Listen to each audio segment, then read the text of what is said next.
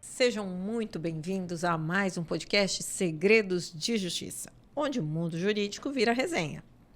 Nesses 2 anos de Segredos de Justiça, nós ouvimos já muitas histórias, mas eu posso afirmar que toda vez que a gente convida um advogado criminalista, tem muita história para contar, né? Eu acho que compete o criminalista e o trabalhista, né? O que vocês acham? Já comenta aqui. Aliás, já manda o link para os seus amigos, curte, compartilha, porque a história hoje é muito boa. Além de advogado criminalista, ele é presidente da Abracrim, que é a Associação dos Advogados Criminalistas do Espírito Santo. Da Abracrim Jovem, né? Seja muito bem-vindo, doutor Pedro Ramos. Obrigado, doutora Carla. É um privilégio lhe encontrar novamente, estar aqui a teu convite, Obrigada. né? E aqui podermos conversar, né, com o teu público, os seguidores, levar conhecimento de forma descontraída e também falar sobre o que nós amamos, que é a advocacia criminal. Exato, exato. Você sabe que aqui a gente gosta de saber as histórias e eu sei que você se envolve nas mais polêmicas do Estado. Quando a gente pensa nos casos assim polêmicos, doutor Pedro está lá. Tá lá. É jovem advogado, Sim. mas tá lá, né? Nos casos polêmicos. Mas antes da gente entrar nessas histórias, conta para mim aqui. Por que o direito? Como é que o direito chegou na sua vida? Como você escolheu o direito? Carla, então, eu acho que o direito me escolheu, acho que é o contrário. A minha mãe, né, servidora de justiça do trabalho, enfim, né, hoje já aposentada. Meu irmão também é advogado, advoga no estado de Rondônia, professor de direito universitário também. É mesmo? Já está caminhando no doutorado dele, inclusive. Em Rondônia? Sim, começou Mas por você é aqui. daqui ou é de... Não, eu sou daqui, começou por aqui, lá teve oportunidades e foi para lá. Advoga que legal. E dá aula lá também. Que legal. E aí, ao longo dessa interação, aí, criação, né, não sei, acredito que o direito foi sendo inserido. Eu falo pelas pequenas coisas. Observar minha mãe, observar meu irmão, aí minha tia também, né, envolvida também nessa área do direito, mais relacionada à polícia. Meu primo também na faculdade de Direito. Eu fui indo por esse caminho e acabou que nesse novelo a gente foi desenrolando até que chega de fato a aptidão, né? E aí durante o ensino fundamental, o médio, as atividades que se tinha, seja nas escolas que eu estudei, no ensino médio, no Instituto Federal, simulações geopolíticas, todas conduziram aí para essa luta de direitos humanos, para essa desenvoltura em relação à oratória, e isso facilitou, acho que a descoberta e ao mesmo tempo a decisão, né, pela Faculdade de Direito. Na escola você já era assim o defensor das causas, era isso? Já era não só o defensor, e ontem eu consegui inclusive lembrar, porque teve formatura do estagiário lá do escritório, que tanto no ensino médio como também na faculdade, né, acabei sendo até orador da turma. Então, já tinha esse traquejo, essa facilidade em relação à fala. Tem gente que tem um pouco de dificuldade, né, em relação à oratória, à comunicação. Eu falo que é o meu lugar de tranquilidade, né? Tem gente que já fala que não, causa talvez um pouco de espanto, mas como eu fui exposto a isso muito cedo, né, acredito que isso contribuiu, de certa forma, para que fosse um ambiente mais tranquilo, mais seguro, se assim posso dizer. Você é fã do princípio da oralidade. Sim, no processo, né? Mais tranquilo também, né? Que bacana, que bacana. Audiência sempre presencial? Sempre presencial. Sou um defensor de que tem oportunidade do remoto, mas principalmente no meu nicho, que é o criminal, eu acho que faz toda a diferença, né? O contato ali, a colheita da prova, olho no olho. E olha que eu não vou nem falar de PJE, questão de conexão, não, mas eu acho que possibilita, né, algo mais seguro. Esse tempo que a gente tem visto aí, seja do novo normal, pós-pandemia, como também um excesso e abuso agora em relação à IA, né, acho que tem distanciado um pouco o julgador do jurisdicionando, né, e nesse sentido acho que nós, enquanto operadores de direito, aí o 133 da Constituição Federal não nos deixa mentir, demonstra que nós somos esse elo, né, enquanto indispensáveis à administração da justiça. Ah, sim, sem dúvida.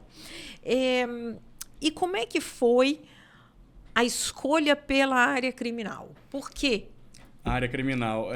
Quando entro na faculdade, vou acompanhando, a gente começa a ter aquele leque, né, Carla, de oportunidades em relação às áreas, aos estágios também. Tive estágios em direito previdenciário, tive estágios em direito público, direito empresarial, são áreas extremamente respeitadas, Quantos né, estágios técnicas. você fez aí, né? Eu acredito que na graduação no total uns 6 estágios a 7. Olha, você aproveitou bastante para rodar, para escolher. E os que mais me encantaram foram o gabinete de um desembargador, que era de uma Câmara Criminal, e aí eu pude aprender muito direito material e processual, e aí me dá uma segurança, uma base, né, em relação à teoria, enfim.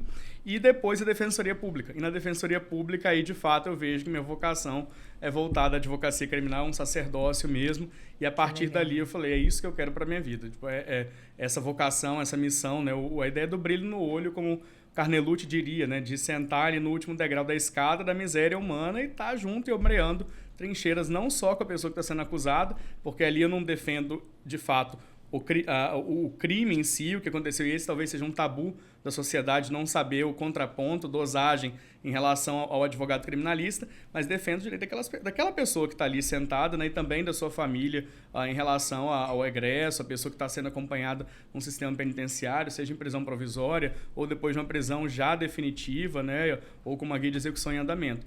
E acho que nesse sentido a gente tem uma contribuição muito grande com um mundo mais justo, fraterno e quem dirá, né? E uma utopia, talvez, como o Sancho já falava, mais humano, né? Mais digno para se viver. Tanta coisa, né? E você também... E nessa época que fazia estágio, durante a faculdade, já teve algum caso assim que te chamou muito a atenção, que te marcou? Talvez ali que você falou assim, não, é isso mesmo, é o criminal que me... Durante o estágio? Tem um caso que eu me lembro na Defensoria Pública, de uma situação específica de uma mãe. É um furto famélico, né? E aí, por um lado... Explica antes o que é furto famélico para quem não é da área jurídica. Então, é de fato aquela situação específica, a pessoa está ali naquele estado de penúria que ela não tem... Era uma mãe, nesse caso, assim, explicando com um exemplo, que estava com o filho no colo, não tinha de onde tirar para alimentar. Por um lado, você tem aquele senso de justiça que vem dentro de você. Não, furto é errado, que é a questão ética e moral, que nós já aprendemos em casa, seja em relação ao que nossos pais nos ensinaram, a religião nos ensinou, e principalmente no meu caso, né, por conta da convicção religiosa, e nossa régua, né, em relação ao certo e errado, que eu acho que tem que permear toda a nossa advocacia. Sim. Só que naquele caso em específico, eu lembro que quando eu pude conversar com a Defensora Pública, era uma situação que ela furta, se eu não me engano, acho que era um pedaço de carne. E não era uma carne, sei lá, nobre, uma picanha, algo nesse sentido. Um pedaço de carne para poder, não sei, alimentar o filho de alguma forma e também algum suco, algo nesse sentido. E aí, naquele contexto em específico, eu falei, não, tipo, existe um sistema de justiça. Existe pessoas aí à margem da sociedade, se eu puder dizer, que não tem aí condições mínimas. A atitude pode ser reprovável, mas nesse caso é o mínimo de dignidade em relação a ela. E ali naquele contexto em específico, né, nós conseguimos trazer a liberdade dessa mulher, demonstrar e aí de fato essa ideia do furto famélico. E ao final, por conta dessa situação, foi acolhido como princípio da insignificância. Então, para nós é muito importante, acho que foi um ganho de satisfação pessoal, de sentir, poxa, realmente ali eu consegui exercer, né, o direito não só o direito que a gente aprende das teorias, sim, mas tornar isso prático, tornar isso humano, tornar isso mais próximo, que eu acho que é a justiça, né, a acepção maior dessa palavra direito. Mais justo, mais né? Justo. E você também enveredou um pouco para a vida acadêmica, sim, também, dar aulas. Sim. Isso foi alguma inspiração de professor, de aprendizado? Como é que foi? Então, meu pai é professor universitário, né? Enfim, dá aula também pós-graduação. Seu irmão, você já falou. Meu irmão também, de professor. Tá então, já tá na veia, mas assim, não era algo que, se você me perguntar, o Pedro de 15 anos atrás, era algo que ele olhava, esperava? Eu diria que talvez não, mas eu já tive experiências no ensino fundamental, por incrível que pareça, mas ainda no meu ensino fundamental, com monitoria de Química e Física. Então. E aí eu comecei a ter gosto, essa ideia de auxiliar, de acompanhar, etc. E quando, seja em relação hoje ao estado de júri, que é a nossa imersão, que é justamente para advogados criminalistas, né, estudantes de direito, né, com os tópicos principais da advocacia criminal, antes só júri, mas agora da advocacia criminal em geral.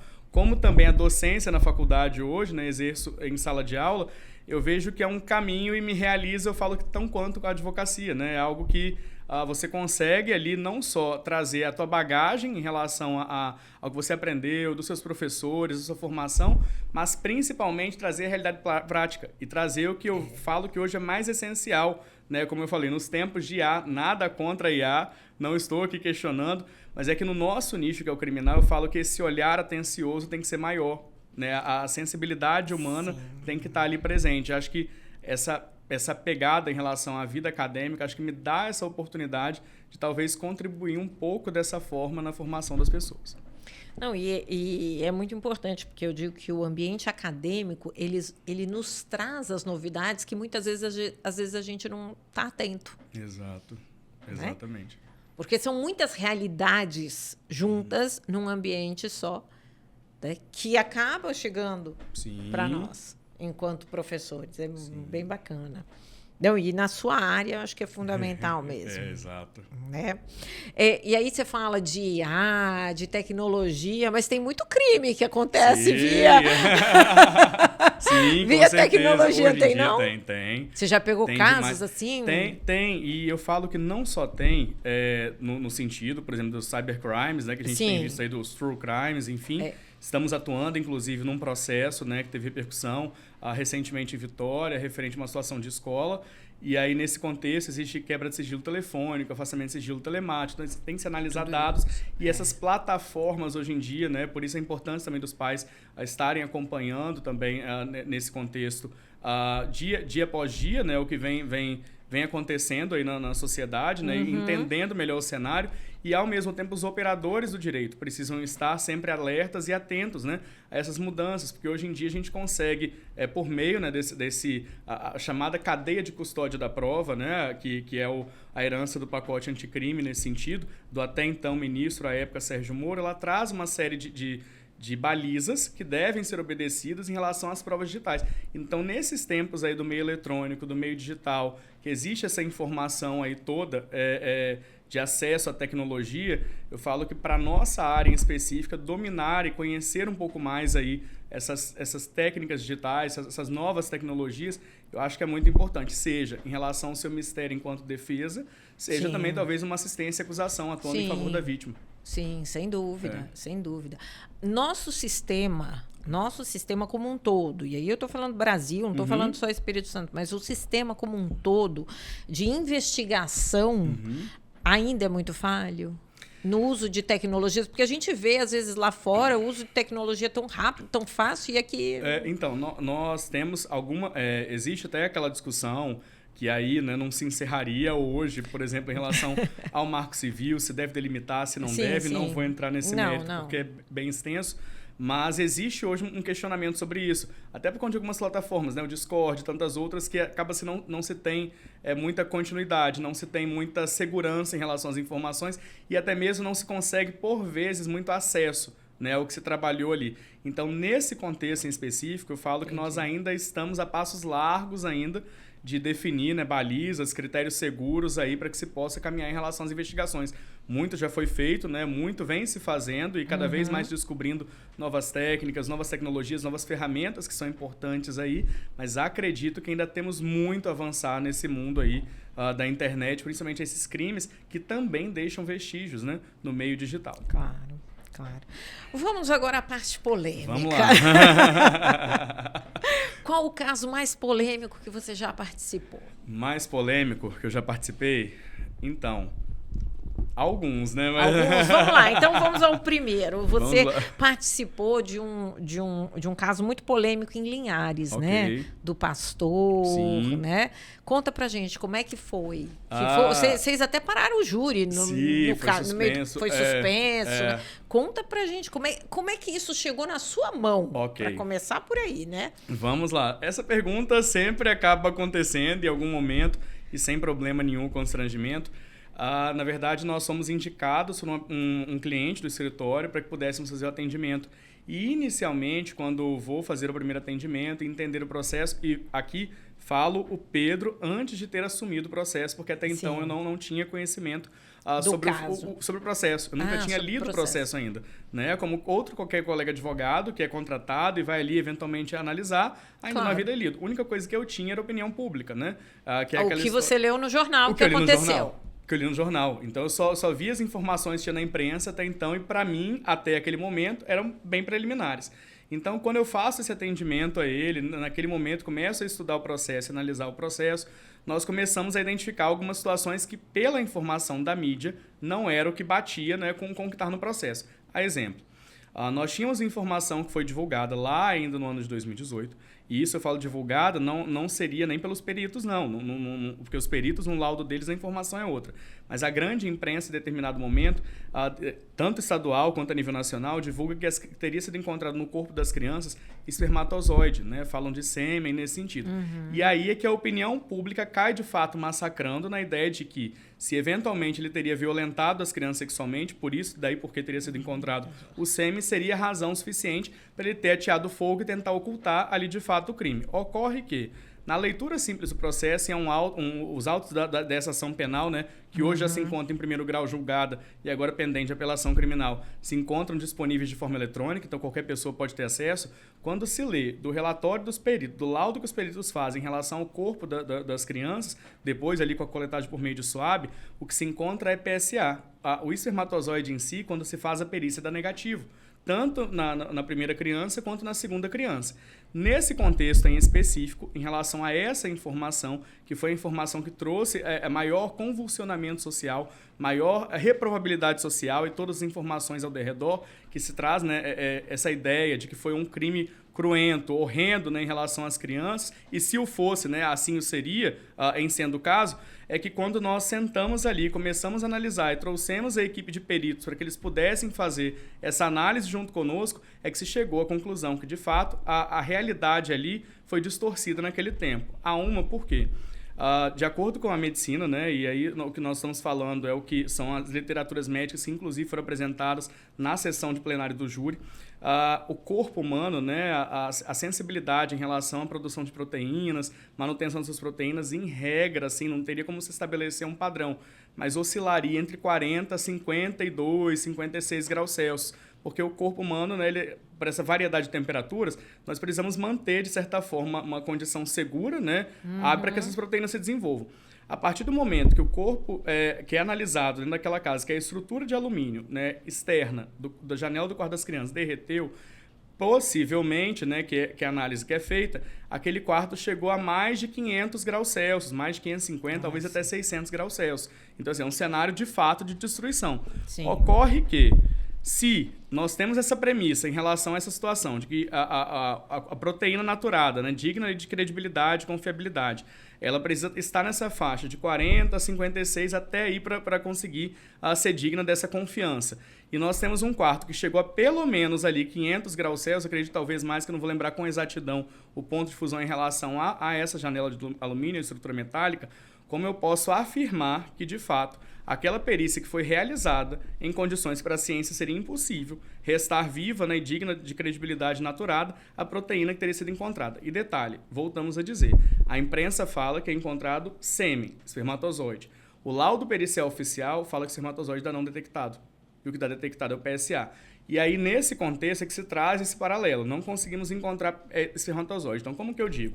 O PSA, que seria uma substância que se encontra na próstata do homem também, porque se encontra em outras partes do corpo humano, se encontra inclusive nas mulheres em menor concentração, mas se encontra também. E ali nós tínhamos 2 meninos do sexo masculino, que também podem produzir, né, PSA nesse contexto. Razão pela qual, inclusive, nós fizemos questão naquele dia, claro, até para poder explicar, nós não estávamos acompanhando o caso antes. Quando nós entramos, já Vocês assumiram em quanto tempo depois? O processo de 2018 nós assumimos em 2023. Então, assim, 5 anos depois, já com o processo pronunciado, com as testemunhas arroladas para o júri e peritos arrolados para o júri. Nós não tivemos oportunidade. Vocês entraram num momento que já tinha passado toda a investigação, a instrução toda. Investigação, instrução, o júri é bifásico já estava pronunciado, os recursos já haviam sido julgados e ainda, além disso, a primeira manifestação posterior à preclusão da decisão de pronúncia, que é a manifestação do artigo 422, o advogado dativo que acompanhava já tinha, inclusive, arrolado testemunhas e eventuais peritos que ele queria ouvir. No caso, as testemunhas, não arrola os peritos na manifestação. E aí, nesse contexto em específico, quando nós devolvemos esse processo ao julgamento, o que nós vamos é o seguinte: precisamos trazer quesitação para os peritos, porque só eles vão poder dizer se de fato é possível fazer a perícia digna de credibilidade em relação a essa situação do PSA, dadas as circunstâncias que foram o tempo de fogo que ficou em relação ao quarto. De acordo com um dos laudos, né, foram mais de 1.000 litros de água utilizados ali para lavarem ali a região, né, apagar o fogo, apagar o incêndio, além do tempo, né, as horas que ficaram as crianças ali expostas. Então, nesse contexto específico, não teria, né, nessas condições aí, segurança científica, a rigor, né, para trazer. Para aquilo que estavam falando. E só os peritos poderiam confirmar. Os peritos poderiam confirmar. E naquele momento específico é quando o Ministério Público, e aí nós trouxemos e pedimos ali em plenário, inclusive, nós não havíamos arrolado, porque não era nós que estávamos patrocinando a defesa no momento oportuno, mas nós pedimos que sejam pelo menos ouvidos como testemunho de juízo, mas não deixe dispensar os peritos. Porque é indispensável naquela hora para a colheita de provas. Sim. E aí o Ministério Público, na readequação do rol ali naquele contexto, deseja ouvir todos os peritos que estavam ali, inclusive em plenário. E aí, nesse contexto, inclusive, algumas pessoas da imprensa até veicularam que a manchete que sai, inclusive, em um dos jornais é nesse sentido. Ora, se existe tanta certeza em relação à culpa, qual a dificuldade de se deixar ouvir os peritos?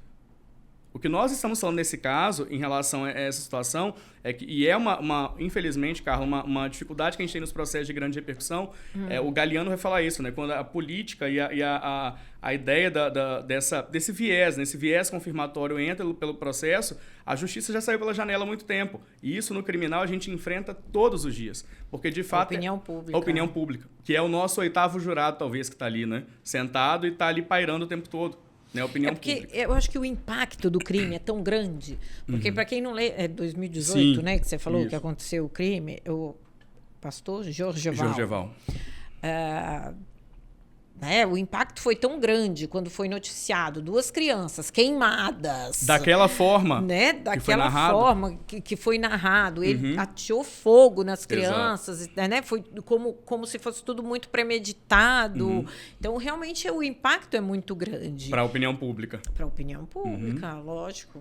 Até pelo que nós falamos inicialmente, né, das nossas noções, né, de moral, de ética, de tudo. Né, em relação a isso. Então, há uma condenação prévia. Prévia. Né? É isso. Social. Não existe uma imparcialidade ali, porque já tinha uma condenação prévia. Pois é. E isso levou, de fato, a vocês suspenderem, porque o júri também foi uma coisa de doido, né? Então, aí nesse contexto específico, nós havíamos assumido, informado, começaram a acontecer uma série de situações em relação ao processo que foram informadas previamente também ao juízo da vara, nesse contexto, a quem nós respeitamos, né, em relação às suas decisões.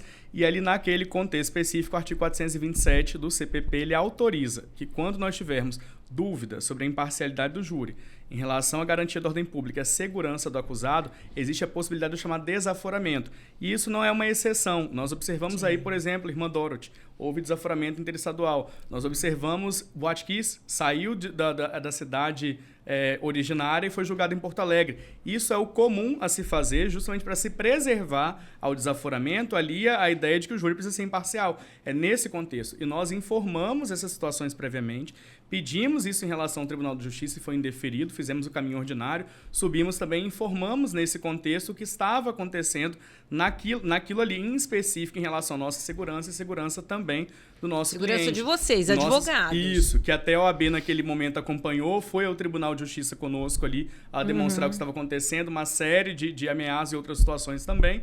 E ali naquele momento é quando o júri, na segunda-feira que estava marcado, foi suspenso e foi remarcado para uma outra data posterior.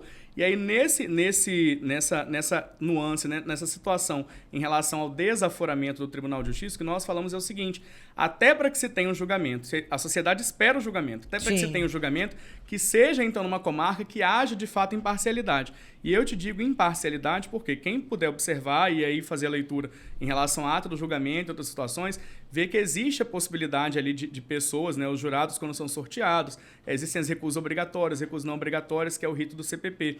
E ali naquele determinado momento, existiam pessoas que foram narradas ali que tinham vínculo direto, seja com a família das vítimas, né, das crianças, seja diretamente em relação ao contexto em geral. E aí nesse contexto em específico, como que você pode trazer um processo que é a maior repercussão naquela nuance, eu não digo nem a nível de Espírito Santo, mas até a nível de nacional, porque nós ficamos com a atenção do Brasil em relação àquele processo. Exatamente. Você bem se lembra, né?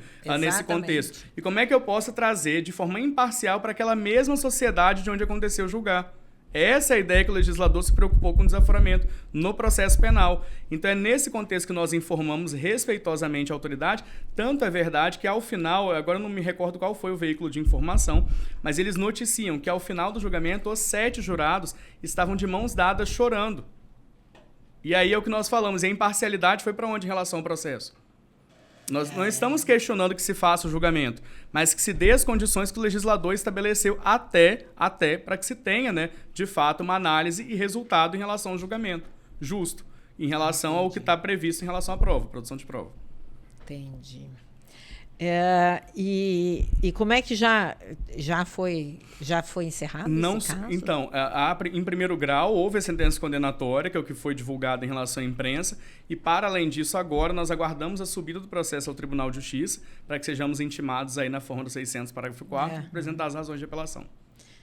E o júri foi onde? Linhares. Foi em Linhares mesmo? Isso, manteve em Linhares, na Sociedade Linhares. Entendi. Realmente esses casos, assim, você já teve outro caso que precisou de desaforamento? Já tive outro caso nesse contexto em relação... tivemos um caso que houve um desaforamento de uma comarca, né, do norte para uma outra comarca, também na região, na verdade, na região central. Mas aí você conseguiu... Nós já entramos desaforados, nós já fomos contratados com desaforamento. E nesse caso em específico, ali no desaforamento, o réu era confesso da prática que ele tinha feito em relação a isso, só que era uma pessoa extremamente conhecida na cidade. Conhecida, assim, de porque tinha comércio, nesse sentido. E aí, nessas condições específicas do ser conhecido, o juiz entendeu ali a necessidade de desaforar, e ali, de fato, que nós fomos sustentar, não era nem a absolvição dele. Nós falamos, olha, a condenação, mas na justiça. Traz aí que seja um privilégio em relação à redução nesse sentido, e aí, ok. E nessa nova comarca, ou seja, com jurados imparciais, pessoas que não conheciam previamente ele, ou seja, conheceram o processo e conheceram em paridade de armas, quando eu falo isso. A acusação sustentando por só 1h30, a defesa sustentando por só 1h30, depois a réplica da acusação e a tréplica da defesa. E a partir daí, e nós falamos em todo momento, ninguém está aqui pedindo hoje absolvição. O que nós estamos pedindo é pena justa. Os jurados daquela nova comarca concederam, né, no caso, reconheceram o privilégio aí, e foi a causa de diminuição naquele caso. Então, nem sempre, às vezes se cria esse estigma, né, de que o advogado de defesa vai lá para buscar a sua absolvição e impunidade. Não, isso não é verdade. A maioria dos casos que nós vemos hoje é justamente o contrário, né, até porque a gente brinca.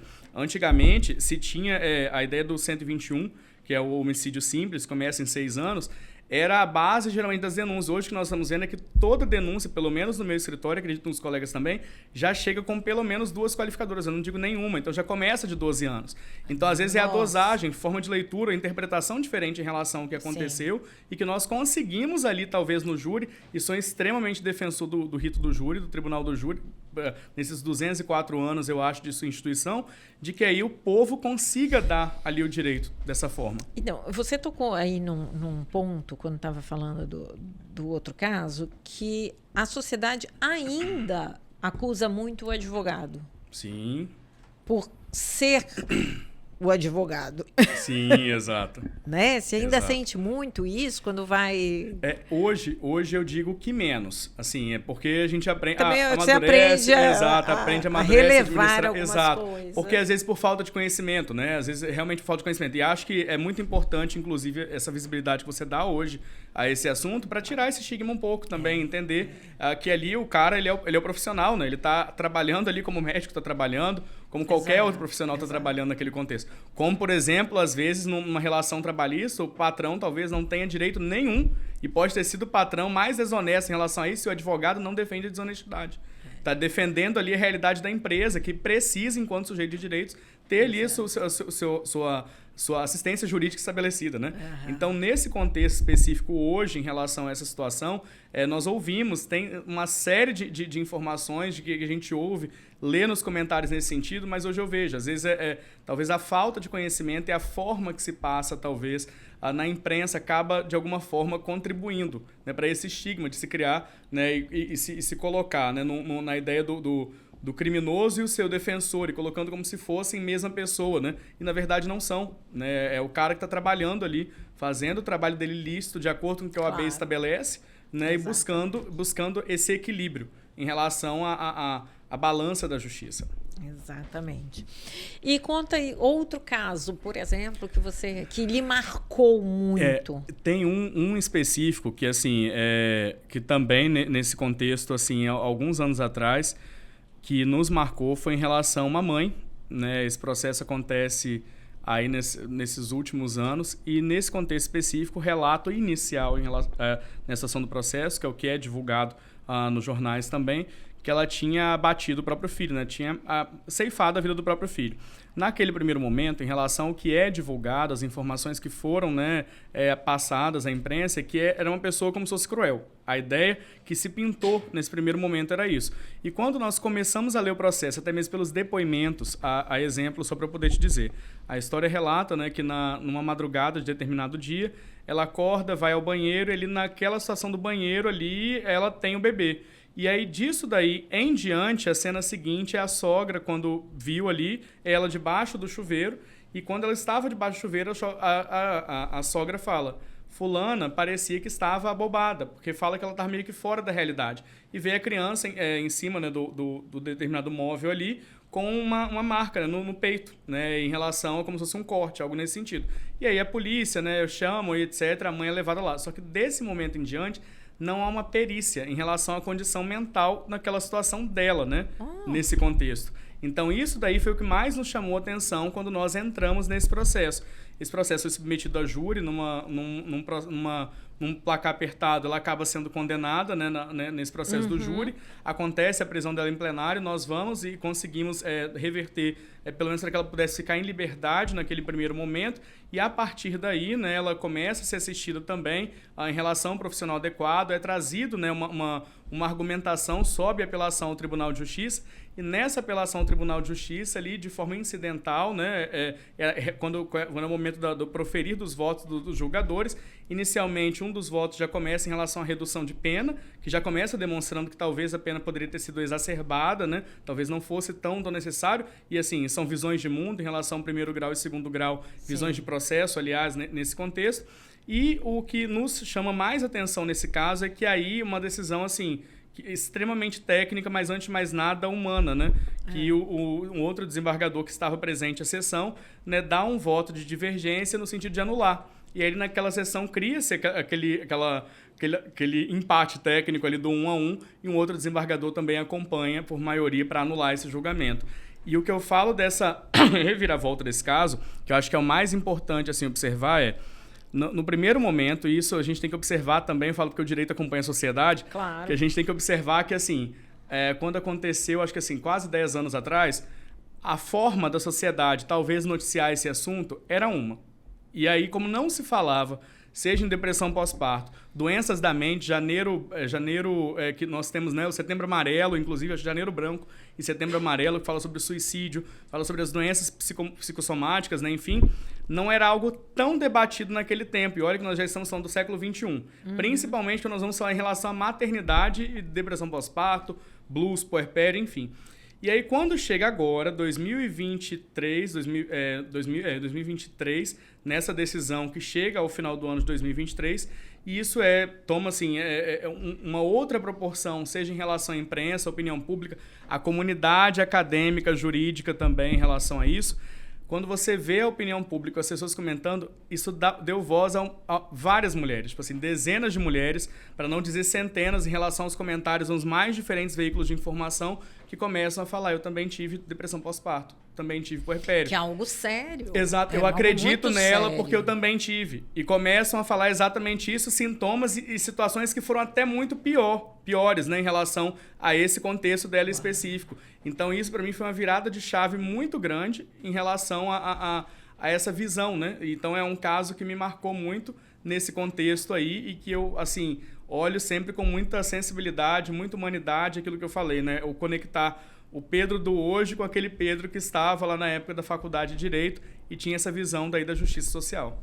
Gente, mas você pega casos... Tem algum caso simples que te marcou? Meu Deus. Não, sempre tem, né? Caso simples, assim. Mas a advocacia criminal é aquela história, né? Se nós estamos lidando quando nós falamos do civil, do trabalhista, do empresarial, a gente fala geralmente de patrimônio, né? Bens. Mas quando a gente olha para o nosso, é vida e liberdade. Assim, geralmente não tem mais como ser tão E aí, tão você simples, se emociona com seus clientes? Com certeza. Não tem como. Eu falo isso, inclusive, para o estagiário que passou, o outro também que acompanhou no escritório, e falo até para os meus alunos. É aquela história. Você pode dominar muita técnica, mas principalmente no criminal, acho que em tudo na nossa vida, mas principalmente no criminal, que você lida muito com gente, né? E gente, assim, mais vulnerabilizado possível. Você tem que ter o brilho no olho, você tem que ter um pouco de empatia. Empatia por aquela mãe. Pode ser o pior filho que for, mas a dor dela é genuína. Tipo assim, existe a dor, se for num caso de homicídio, é claro, né?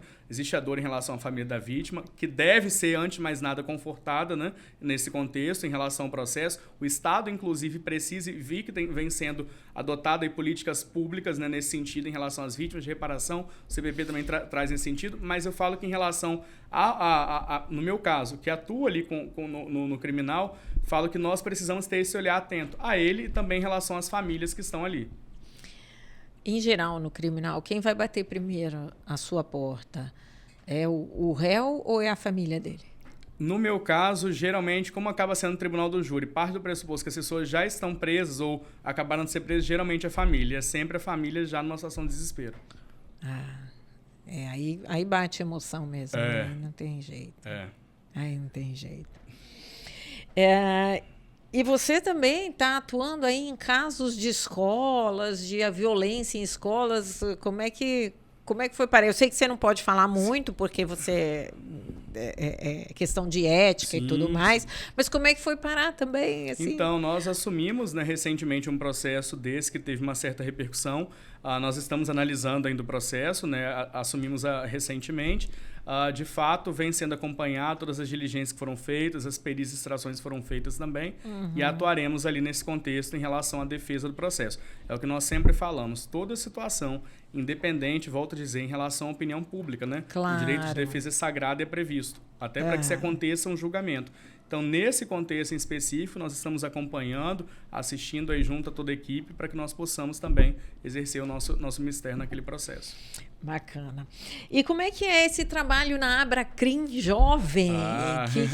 Conta pra gente, como é que você vai... Porque quantos anos você tem de formado? Eu formei em 2019, então indo para 6. Jovem. Gente, terminei o jovem agora. Olha só, gente.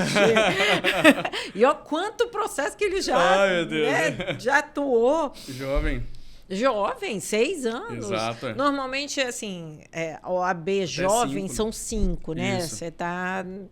Mas na Abracrim, como é que é o seu trabalho na Abracrim?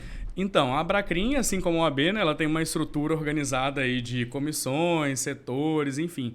E aí, quando eu recebo essa missão, né, para a Jovem Advocacia, inicialmente eu falo que é um desafio. Mas é sempre um desafio. Mas aí, nesse contexto, a gente consegue... Sabe quando você sente ali aquela vocação, né? De estar ali, acompanhar, engajar pessoas. Fala, cada um tem a sua missão aí dada por Deus. E eu acredito que a minha é nesse contexto aí, seja via acadêmica, de estar com pessoas, agregando pessoas, contribuindo talvez com a formação. E acho que a Abracrim, principalmente ali na Jovem, né? Acho que a gente tem essa oportunidade. É um grupo extremamente coeso, assim, que todo mundo se ajuda o tempo todo. Seja na organização de eventos, palestras, cursos, viajando o estado, acompanhando, fazendo tudo. E a diretoria, né, geral, e o Ricardo, que você bem conhece também, nos dá todo o suporte. Então, assim, é um local que eu tenho o prazer de trabalhar nesse contexto, estar ali e acompanhar. Que bacana. Não, e assim, doutor Pedro é daqueles que não chora, vambora, tá sempre botando a gente pra cima e vambora. Tem que ser, né?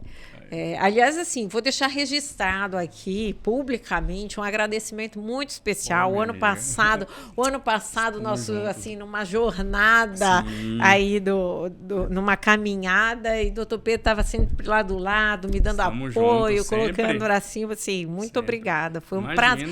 Foi, assim, essa aproximação foi muito bacana, assim, deixar registrado aqui.